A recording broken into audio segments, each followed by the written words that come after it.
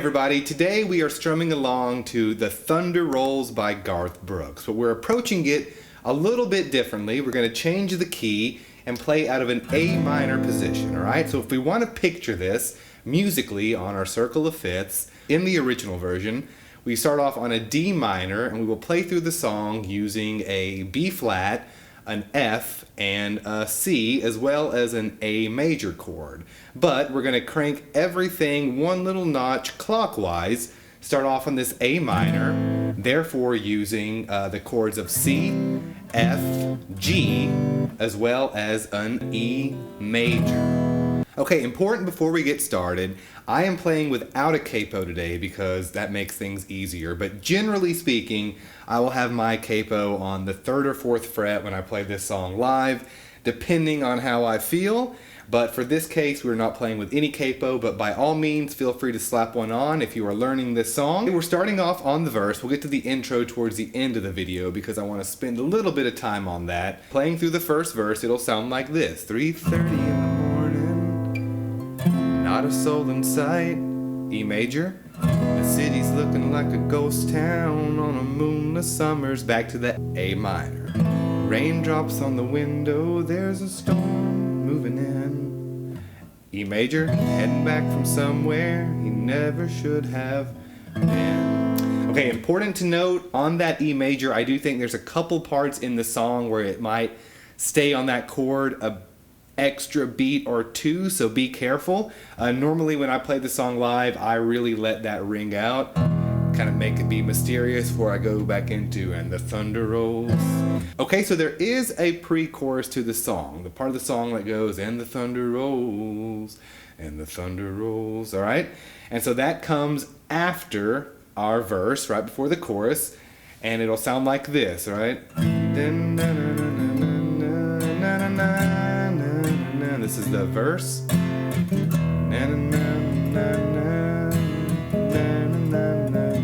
Now the pre-chorus goes to the G and the thunder. Then to the E major.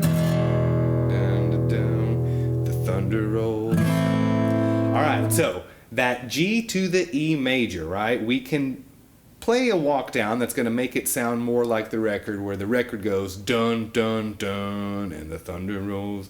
All right, the way we do that, from that G major, we go from the 3rd fret, the 2nd fret on the low E string, and that takes us to our E major. All right, so it goes and the thunder rolls. All right. Now on the record there's that big part where it's like dun dun dun dun dun dun dun, dun. And a way we can kind of fake that on this guitar strum along is by switching very quickly from the A major to the G chord and then back again, alright? So it might sound like,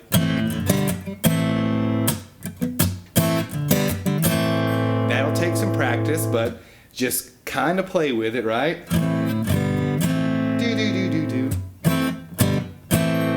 You can even add a little bit more flair into it when you get comfortable and confident with the pre-chorus. Alright, and maybe if you feel extra confident, maybe even throw in a couple licks in there. Alright, that is completely up to you. Do what you feel comfortable with. And now we move on into the chorus, alright? And the thunder, F, and the lightning, C. Another love grows to the E major, cold on the sleepless A minor, right? Do that one more time. As the storm rolls, F, out of control, C. Deep in her heart, E major, then back to the A minor, the thunder rolls. All right, you can always do another little, like it, right? Another thing you can do on the chorus, which I do from time to time, you can switch from the C to the F and it gives you that feel, that part that's on the record. It might sound like this, and the thunder rolls to the C and the lightning strikes. Alright, you can kind of switch back to that F there. It gives you that same sort of effect, and then go back into that E major. Alright, so that is the verse, pre-chorus and chorus, right? There's really not a strumming pattern to the song. I'm really playing this slowly and picking it because at the beginning of the song there is that famous two guitar picking on that D minor with the thunder rolling in the background. But the way that I approach this, and like I said, I've never played this the same way twice. Whenever I'm playing this live, I sort of do this little picking pattern that sounds like the intro, and nobody's ever called me out on it or anything like that, all right? So here's what I do. I'm just picking on an A minor, right? But at the very end, and this might actually be the notes on the record, I'm trying to end my phrasing with this C note on the B string, or the first fret on the B string, pulling off and then playing an open B note. So it'll sound like this.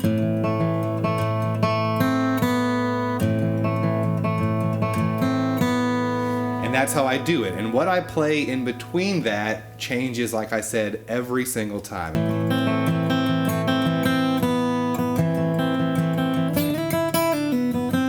Folks, I hope you enjoyed that lesson. If you have any requests, just let me know in the comment section. Let me know how you feel about this lesson. And until next time, adios.